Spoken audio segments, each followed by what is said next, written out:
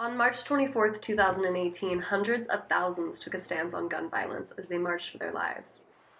In the days leading up to this event, I met some of the brave and inspiring students behind the movement. March for Our Lives is about using your voice to take a stance and facilitate change. The students I met with not only use their voices, but they turn their anger, their frustrations, their hopes, their dreams, and their fears into art.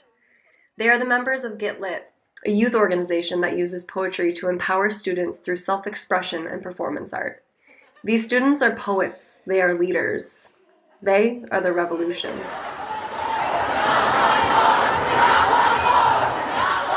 With this poem, I have the will to do what's right. I may be young, but I was born bright.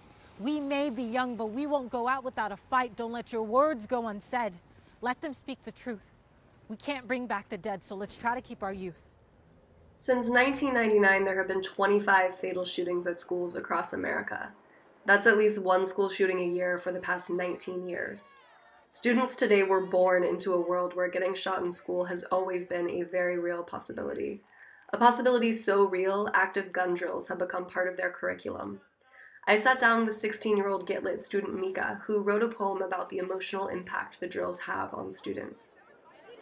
They brought in a fake shooter who shot blanks, and Wait, when they did this a week after the Parkland shooting? But it had been planned for months. It was just a crazy coincidence that it was exactly a week after Parkland. Is that the first time that you guys had done something like that? Yeah, it was the first time that's ever been done in our school. So what went down? What was that like? It was crazy. They set off a flashbang in the quad, and we all knew when it was going to happen. It was very scheduled, except the one, new variable was a second shooter that the SWAT team didn't know about, so they would have an unexpected thing.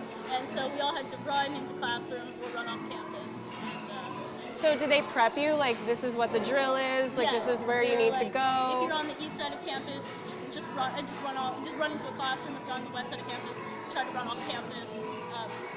So they could see what would happen. So it's surreal. It's definitely surreal to just have part of the poem talks about after it, I saw the shooter with his AR-15, they had an AR-15, and it was just surreal. He was just standing in my cafeteria, and I was and he's in plain clothes, so it's even really weird. That's really scary, especially a week after this massive shooting just happened. The timing is, it's good that you're doing that so you know what to do, but at the same time, you shouldn't have to be doing it. It's just a very sad fact. Luckily, Mika and the other members of the Get Lit organization have an outlet to express their frustrations with the state of our country. Their poetry is a beautiful and often sad but honest reflection of the harsh realities they are forced to deal with. Outside, we pick gun shells out of the grass. The policeman who played the shooter is standing between lunch tables like he's waiting for a spot to open up.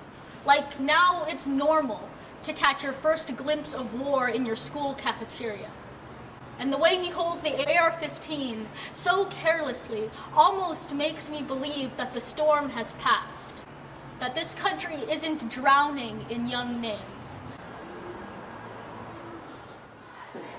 The survivors of the Parkland shooting have reignited an ongoing conversation about gun violence that has inspired an entire movement. But before Parkland, there was Black Lives Matter. Since 2013, Black Lives Matter has been at the forefront of the fight to end gun violence.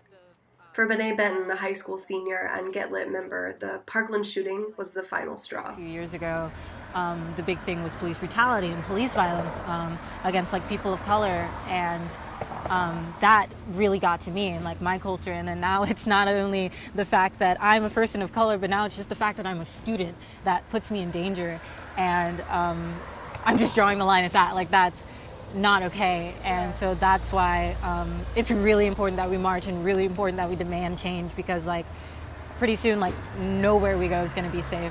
I used to think I would always say if in any emergency I want to be at school because they know what they're doing and everything, but now I'm scared to be at school because I don't know what's going to happen, and I don't know how safe I feel. On the day of the March for Our Lives rally, I met up with the members of Get Lit at their headquarters in Los Angeles, where they excitedly prepared to join the protest and the fight to end gun violence. Why is marching today so important to you guys? We have to use the voices we have to make a change because most of us are not old enough to vote yet. So this is like kind of all we can do at this point. And since we're passionate about this, this movement and what's going on right now, we have to do what we can, and this is what we can do. As we marched through the streets of downtown Los Angeles, the energy was contagious and exuded a sense of community.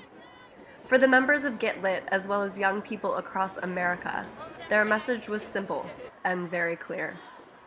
A change is coming. So how was the march? What did you guys think? The march was it was bad. Really can we say that? Yeah, okay, it was badass. What is next? What are you going to keep doing to make sure that this movement continues on the right path? I'll be 18 in like less than 2 months. Yeah. And so I pre-registered to vote this week. And so I'm going to do my part as soon as I can vote to fix this. I registered today. They had forms. All right, that's amazing. So that's what we can do right now. We can't vote right now at this minute, but soon. You will. Soon, You'll be able to. definitely. And Yeah. that's what's so important is like the people coming of age that want to make change, like get out there and make the change. So we just got back from the March for Our Lives event in downtown Los Angeles with the incredibly inspiring Get Lit kids.